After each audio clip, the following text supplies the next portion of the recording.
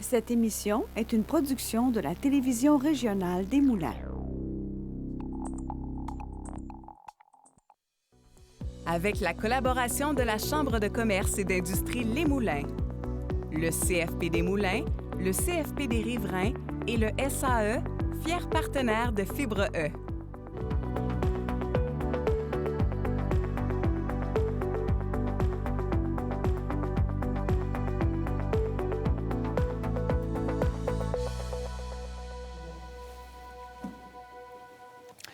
Bienvenue à Fibre E.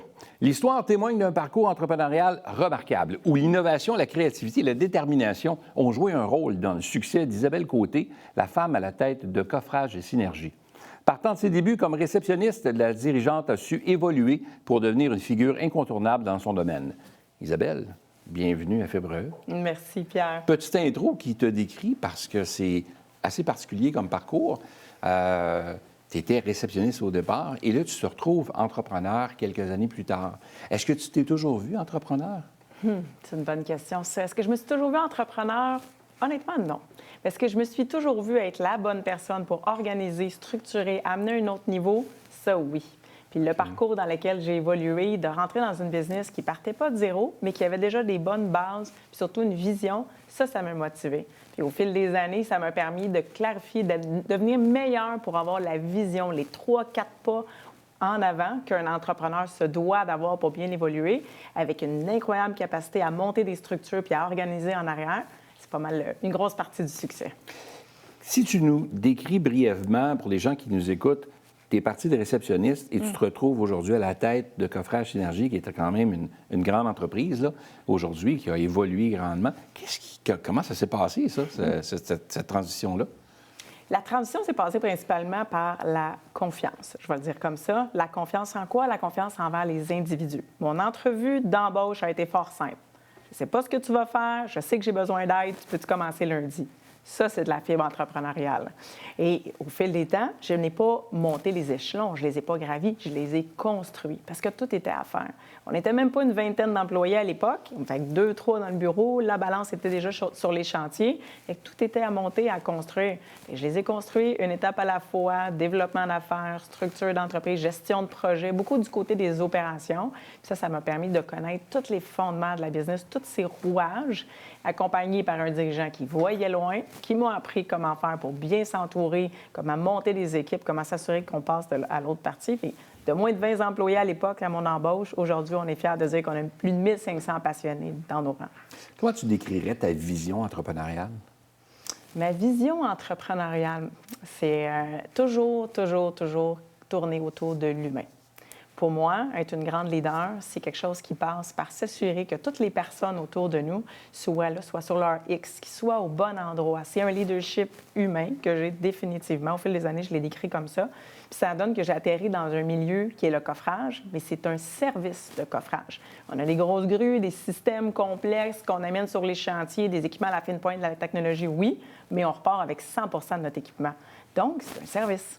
Et c'est le plus gros service d'un chantier de construction qui mène la structure au prochain niveau, qui mène vraiment le côté leadership du projet, qui pousse les échéanciers. Et ça, c'est des humains qui font ça. Donc, c'est la base de chacun des projets que vous faites, parce que si la base est solide, tout le reste va suivre. Oui, j'adore ton analogie, mais c'est surtout sur le sujet du leadership. C'est là qu'on le voit. Quand la base, la structure, la fondation est solide, mais surtout est organisée, planifiée, juste à temps dans les délais aussi, et même parfois on les devance parce qu'on travaille en collaboration sur les chantiers avec les autres intervenants. Et ça, toujours, ça tourne autour de l'humain. Je vais y revenir à l'humain parce qu'il y a une philosophie d'entreprise à l'interne qui est assez impressionnante avec une façon de faire que vous avez pour garder justement les gens bien ancrés chez vous.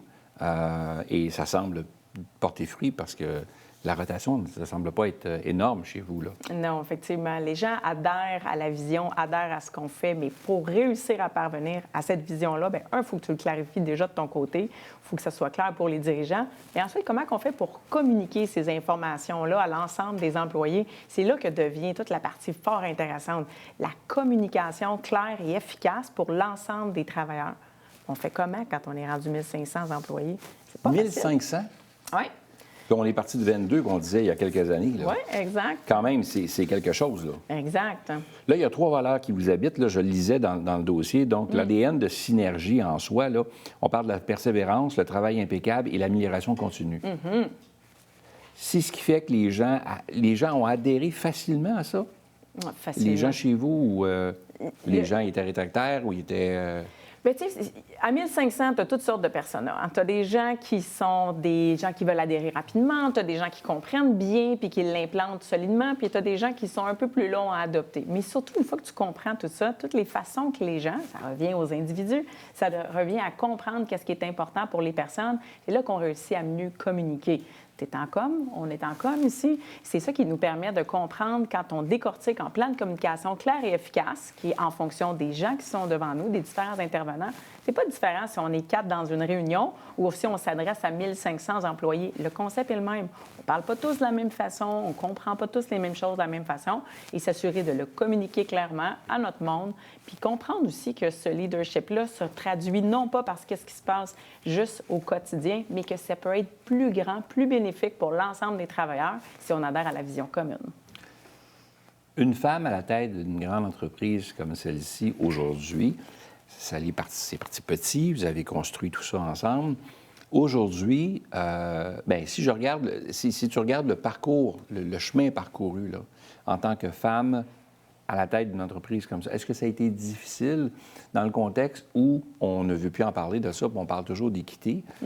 Il reste que dans le type d'entreprise que tu as actuellement, au niveau de la production, c'est vraiment un monde d'hommes, souvent, là, qu'on retrouve dans la construction. Est-ce que ça a été difficile?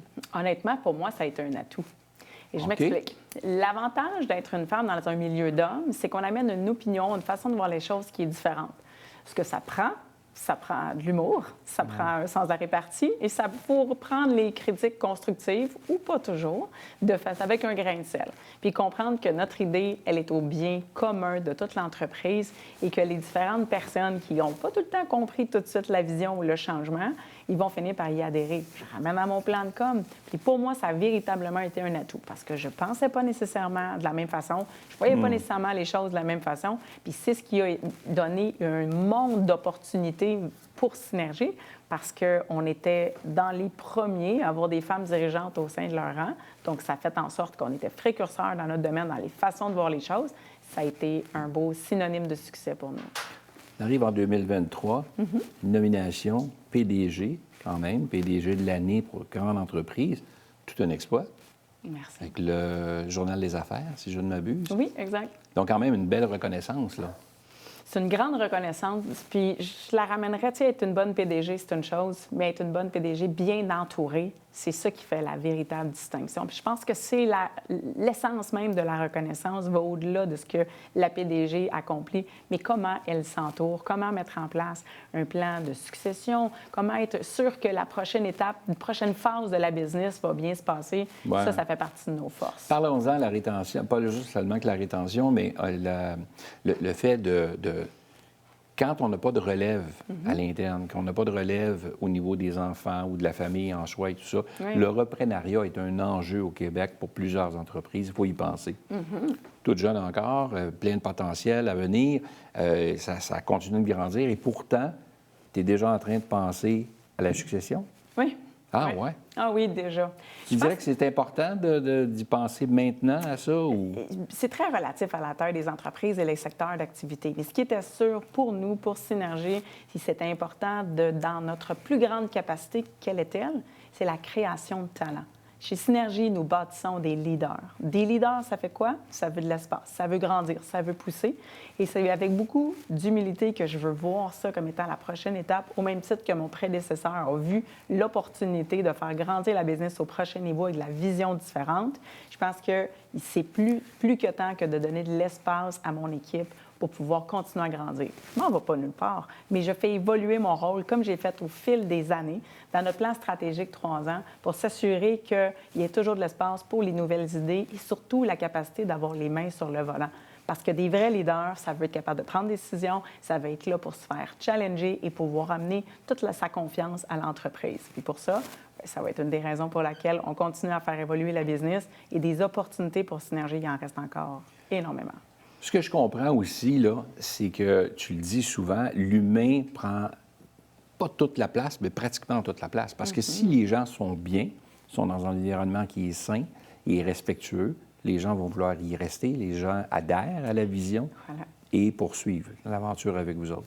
C'est exactement ça. C'est ce qu'on appelle l'engagement à une culture d'entreprise. Et les gens comprennent que la mission est bien au-delà de leur personne. C'est pas parce que le bien individuel n'est pas important. C'est pas ça. C'est juste qu'ensemble, on peut accomplir beaucoup plus. Et quand les gens voient cette opportunité-là, bien, ça génère des opportunités, ça génère des promotions, ça génère une plus-value pour l'ensemble des travailleurs, des meilleures conditions de travail et tout ce qui s'en découle. Et c'est ce qui nous permet de se diversifier.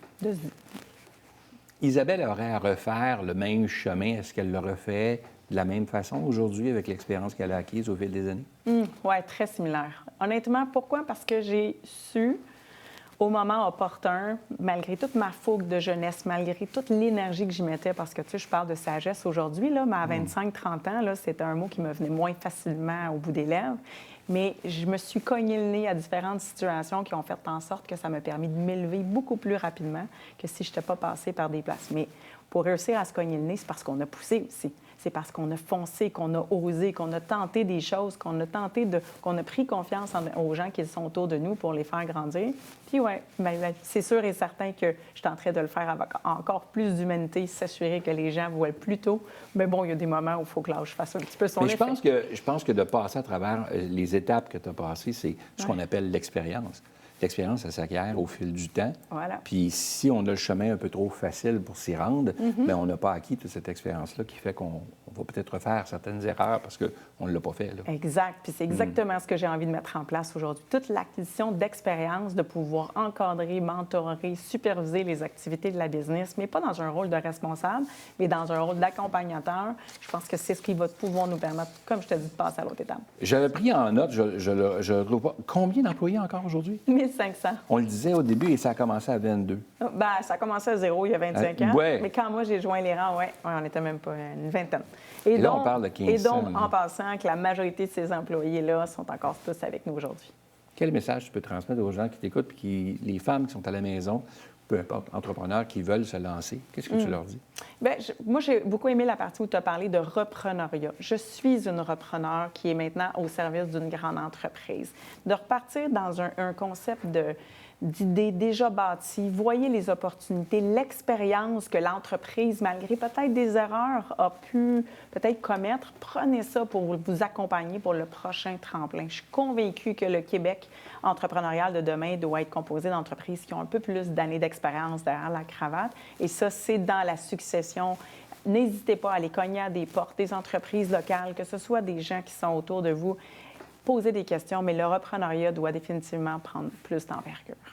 Isabelle, merci pour ta visite. Merci pour ce beau partage-là. Puis longue vie à Coffrage Synergie. Merci, Pierre. C'est vraiment apprécié. Et à toi également. Merci de l'invitation. Merci. À bientôt.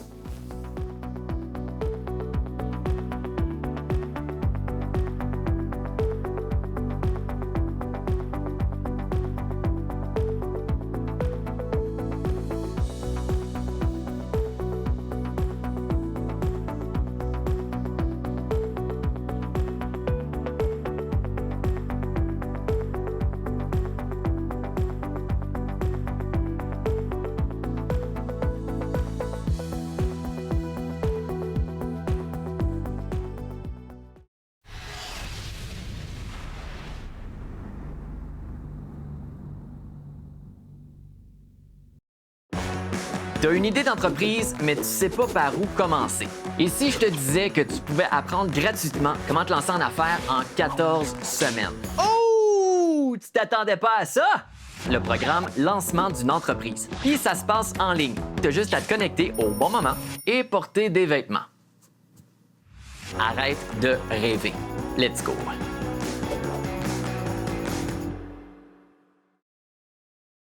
Cette émission est une production de la télévision régionale des Moulins. Avec la collaboration de la Chambre de commerce et d'industrie Les Moulins, le CFP des Moulins, le CFP des Riverains et le SAE, fiers partenaires de Fibre E.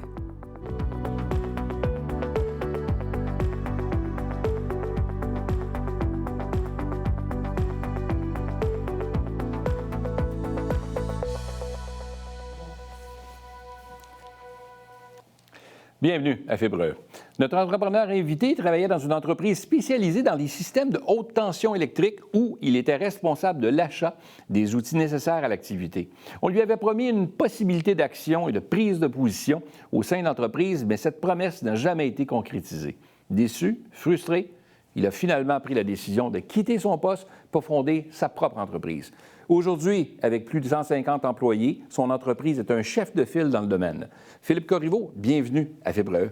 Merci. Technologie Mindcore, quand même, c'est plus, on peut dire, une petite boîte, mais une boîte qui est en forte expansion, avec des 35 d'augmentation à chaque année. On passe à 50 bientôt, puis ça grandit tout le temps. Mon Dieu, le vent dans les voiles.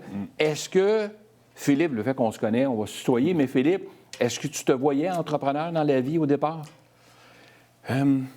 Pas nécessairement. Peut-être que j'avais une fibre. Mon père était mécanicien, mais il n'y avait pas de garage. Mais il faisait beaucoup de services le soir et les week-ends là, pour la famille, rapprocher les amis. Peut-être que ça vient de là. Un jour, il avait voulu partir son garage, mais ça ne s'est jamais concrétisé. Fait que je ne me voyais pas nécessairement être entrepreneur. Non, je me voyais initialement chirurgien. C'est vrai? Oui, ah, mais oui? la cotère n'était pas au rendez-vous. Puis là, ça finit en ingénierie, que j'ai commencé en génie chimique, puis que j'ai versé vers l'électricité à un moment donné, quand je me suis rendu compte que j'aimais moins la chimie. OK. Alors là, toi, de ton côté, tu fais des achats dans une entreprise pour des équipements bien spécialisés de haute tension. Un peu ce que tu fais aujourd'hui, là, dans le fond, là, dans un peu un domaine similaire, un peu, là. Oui, en fait, nous, c'est notre compétiteur aujourd'hui, en fait. C'est vrai? Oui, oui. Et effectivement, il y avait comme avec une personne là-bas, un potentiel de rachat d'actions, etc., etc. Bon, une série d'événements qui est arrivée. Puis oui, effectivement, je me levais le matin puis je me pensais bien bon. Mais à un moment donné, il faut faire le saut pour savoir si on a vraiment cette fibre-là. Puis je pense que c'est le côté... avec l'argent, j'ai pas vraiment de soucis. C'est pas une inquiétude pour moi. Fait que je pense que c'est avec cette naïveté-là que j'ai sauté l'autre sans côté y de la réfléchir clôture. vraiment. Puis je pense qu'à quelque part, on le dit en anglais, on dit c'est un risk management. Là, tu prends des décisions, dans le fond, comme entrepreneur, puis il faut que tu risques un peu. Il y a un peu de gambling là-dedans, un peu, non? Bien, il y a du gambling, mais il est quand même contrôlé par le fait que je suis diplômé. OK. Fait que c'est quoi le pire des scénarios? C'est un peu l'approche que j'avais. Le pire des scénarios, c'est que je retourne à l'emploi de quelqu'un qui va m'offrir un poste d'ingénieur. Tu n'as rien à perdre. J'ai rien à perdre, peut-être à part quelques dollars au passage, mais puis du temps. Fait que là, tu as parti ça, tu es dans l'ingénierie, tu t'es mieux situé plus en électricité. Là, tu savais où était ta niche et non chirurgien. Mais il reste que, aujourd'hui, donc, ingénieur en électricité et tout ça, tu t'en vas là-dedans. Et là, l'entreprise progresse tranquillement, mais là, ça prend des ressources humaines, ça prend de la gestion. Est-ce qu'au fil du temps, tu t'es éloigné un peu de ce que tu aimais faire au quotidien? Parce que tu n'avais plus le temps, parce que tu délègues, tu sais, quand ça grandit, là? En fait, je crois pas. Parce que moi, j'ai toujours été au niveau plus vente. OK. Puis ça, je ne l'ai jamais vraiment laissé aller. Encore aujourd'hui, c'est moi le directeur des ventes. C'est vrai? Oui, on a notre équipe de vente, mais je n'ai pas de directeur ou de vice-président. Là. C'est moi directement là, dans les vendeurs relève. Parce que c'est ce qui me passionne, aller visiter les clients. Tu sais, je pense que pour partir ton projet entrepreneurial, comme j'ai dit à mon fils ce week-end, il m'a dit « Ah, j'aimerais ça être entrepreneur. » J'ai dit « OK. » J'ai dit, mais tu n'es pas obligé de prendre l'entreprise de ton père. Tu peux trouver ta passion, puis c'est ce qui va te faire te lever le matin, puis en multipliant les efforts, puis en t'entourant des gens qui veulent partager cette aventure-là, puis les mêmes valeurs. Dans le fond, en résumé, ce qu'on dit, c'est que être entrepreneur, c'est aussi le secret, dans le fond, d'un bon entrepreneur, c'est de savoir s'entourer, parce qu'on ne peut pas tout savoir, là. Effectivement, on peut pas tout savoir. Dans notre cas, on a eu la chance de partager les mêmes valeurs initialement, d'avoir chacun nos forces, qui fait qu'on avait des rôles implicites, puis il n'y avait pas d'ambiguïté sur qui faisait quoi. Fait que je pense que ça l'aide. Si tu es pour avoir des partenaires, essaie de chercher de la complémentarité. Oui, ça doit être important parce que des fois, on s'associe avec des gens, des fois, on est amis dans la vie, puis on décide de se lancer une business et on se rend compte une fois qu'on est en affaires qu'on n'a pas tout à fait la même vision ou la direction qu'on veut prendre avec l'entreprise n'est pas tout à fait la même. Il y a une discorde par rapport à ça. Quand tu as parti, toi, tu es parti seul à ce moment-là? Non, on était deux. OK. On a rajouté une personne quand on a fait l'acquisition parce que, tu sais, nous, on a parti une entreprise et ensuite, on a fait l'acquisition d'une entreprise ontarienne qu'on a ramenée au Québec. Et à ce moment-là, on a rajouté un troisième acolyte qui, lui, allait être responsable de tout le volet ingénierie. Puis c'est avec les trois là, qu'on a vraiment avoir parti notre produit fort. Et vous êtes toujours trois aujourd'hui, là? Non, on est deux. Vous êtes juste deux aujourd'hui. Oui, c'est ça. Ben, quand tu parles de clarté de vision, puis c'est des choses qui se produisent dans la vie. Ben oui. Puis à un moment donné, on prend la décision que... Ben oui, puis c'est correct parce que l'entreprise évolue. Puis pour le bien de l'entreprise aussi, pour le bien de la suite des choses, bien, il y en a un qui décide de faire un chemin différent. Puis ça fait partie de la vie. Là. On fait un bout de chemin ensemble, puis ça change au fil du temps. Là. Si tu avais, toi, de ton côté, un conseil à donner à une entreprise, à un entrepreneur qui nous écoute, là, mais qui veut se lancer, là. Toi, de ton côté, tu n'étais pas prédestiné à devenir entrepreneur, mais par la force des choses, et je le disais en introduction, la frustration, quelqu'un t'a promis des choses qui ne livraient pas la marchandise, bien ça t'a amené une certaine énergie pour te lancer en affaires. Tu ne l'aurais peut-être pas fait si ça n'avait pas été de ça. Dans le fond, c'est à eux que tu dois des remerciements parce que s'ils n'avaient pas fait ça puis ils auraient tenu leurs promesses, peut-être que tu serais entrepreneur aujourd'hui, mais tu ne serais pas dans la même position que tu es aujourd'hui. Oui, effectivement. Effectivement, mais moi, le conseil que je donnerais, c'est faire fi de l'argent ou du gain potentiel. OK. Mais plus focusser sur l'aspect humain parce que c'est ce qui nous propulse, hein? C'est l'équipe qu'on bâtit qui nous propulse puis qui prend les balles au fur et à mesure qu'on n'est plus capable d'en prendre puis qu'on grossit l'équipe. Puis pas avoir peur de prendre des risques. Bon, des risques calculés, c'est sûr. Mais vraiment, écoutez la théorie, tu sais, au MBA, il nous disait cash flow, cash is king. Ouais. Ben, on apprend à la dure que c'est vrai. Donc, tu sais, dans les niveaux, quand on atteint certains paliers de croissance, je pense que la gestion des liquidités est la chose la plus primordiale, ouais, je pense. Ouais. Oui. Surtout quand on n'a pas le background. Tu sais, on s'entoure de gens qui sont capables de nous amener des aspects-là, puis qui sont capables de nous lever peut-être des petits drapeaux là, quand c'est le temps de dire OK, non, là, c'est le temps de retrousser nos manches puis aller chercher nos comptes recevables ou vraiment aller axer sur un échéancier au niveau des liquidités. Oui, parce que ça t'emmène un paquet de facettes là, comme entrepreneur. Tu as les ressources humaines, tu as l'aspect évidemment financier qui est important, mais tout l'aspect après ça technique, l'aspect recherche-développement, tout le développement des affaires, ça en fait des chapeaux à porter, puis on ne peut pas être bon dans tout. Là. Il y a différents domaines, mais dans le nôtre, effectivement, on a tous ces aspects-là, autant la recherche et développement que l'innovation, que le démarchage aux États-Unis, par exemple. Oui, ça fait beaucoup de chapeaux à porter, mais je pense que ce qui a valu notre succès, ou dans mon cas personnel, c'est la passion qu'on y mettait, puis la façon qu'on a réussi à se différencier, puis surtout aux États-Unis. Parce qu'au début, ils ne croyaient pas qu'on allait perdurer dans le temps. Hein? On était un petit joueur. Puis aujourd'hui, bien, force est de réaliser qu'on a réussi notre pari. Mais possible. Oui, exact. Comment tu fais pour, quand tu as écoute, une ascension, c'est incroyable. Tu sais, je parlais tantôt de 35 du chiffre d'affaires qui est... vous avez grandi de 35 de plus que l'année d'avant. Et là, tu me disais, Ordonne, que vous êtes encore plus loin, là, vous en allez à 50. Et tu sais, vous avez vraiment le vent dans les voiles. Là. Comment tu fais pour gérer cette pression-là du risque? Parce que plus ça va, plus ça grandit, plus tu as besoin d'employés, plus tu as besoin de... Tu sais, plus les maux de tête grandissent, plus, tu sais... Je sais pas si... je pense que tu le vois encore... comme ça ou j'extravole? Non, mais je pense que j'ai encore cette naïveté-là du début, que l'argent n'est pas l'appât du gain. Puis surtout, en étant aux ventes, en connaissant mon marché, je le sais qu'il est là pour durer. Fait on sait qu'on a encore des paliers de croissance à aller chercher. On a juste à continuer à faire ce qu'on fait le mieux. Puis, dans ce qu'on est bon, là, comme les façons qu'on se différencie de notre compétition, puis de créer un aspect ou un environnement de travail qui est dynamique, qui est simple et qui est fait pour les bonnes raisons. Comment tu vois la suite pour Technologie Minecore?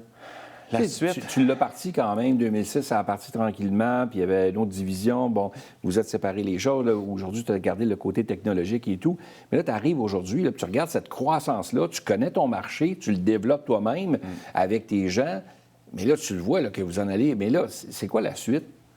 Bien, pour nous, notre but audacieux Ouais. pour 2035, c'est d'être dans toutes les utilités dans les Amériques. OK. Donc, ça peut passer par des acquisitions, ça peut passer par une ouverture d'usine dans un pays d'Amérique du Sud, d'Amérique centrale, voire même peut-être le sud des États-Unis, quelque chose comme ça. Mais la suite, ouais, c'est ça, c'est pas terminé, en fait, pour nous. Beaucoup d'opportunités pour tout le monde d'évoluer, autant au niveau personnel que professionnel, je crois, dans les prochaines années. Fait que tu le vois, puis il y a encore beaucoup de choses que tu peux faire encore. Et on le sent d'ailleurs, la passion qui t'habite encore. Comme tu le dis, tu as cette naïveté qui t'habite. Puis c'est important de garder, je dirais, cette naïveté quand tu es entrepreneur, parce que dès que tu tombes dans le concret, là, c'est là que tu t'arrêtes des fois, là, puis tu te mets des freins que normalement tu ne te serais pas mis, puis qui empêchent l'entreprise de grandir comme elle le devrait, dans le fond. C'est ça. Je me sens pas essoufflé. Même après 17 ans, j'ai encore autant d'énergie puis surtout de passion. Quand je rencontre les clients, j'en reviens à ça. Mais ils disent « Ah, wow! » Je fais des rencontres annuelles maintenant avec des clients d'envergure. Puis ils disent « Ah, wow! Si on avait tous des fournisseurs comme Technology Minecore, il n'y a pas plus carburant que ça. Gratifiant, effectivement. Ah, donc, ces aspects-là, oui. Ah, c'est important. C'est une belle entreprise, c'est un beau fleuron, puis c'est important pour nous de te recevoir aujourd'hui parce que tu es un fleuron de la région de la Naudière. On espère que tu vas demeurer dans la Naudière. Je sais que tu as grandi encore l'usine et tout ça. Donc, écoute, qu'est-ce qu'on peut souhaiter à Technology Minecore pour la suite? Bien, je pense qu'on peut souhaiter que les gens se sentent aussi passionnés que moi. J'espère qu'on continue de grandir en tant qu'individu, parce que moi, j'ai toujours dit, on travaille pour vivre, hein? On ne vit pas pour travailler, puis ça compte pour tout le monde. J'ai su adapter mon horaire au fil des ans pour pallier travail, famille et tout. Mais c'est quelque chose. C'est une belle histoire. Philippe, merci d'avoir été là. Merci, Pierre. Merci C'est un plaisir de t'avoir reçu. Merci.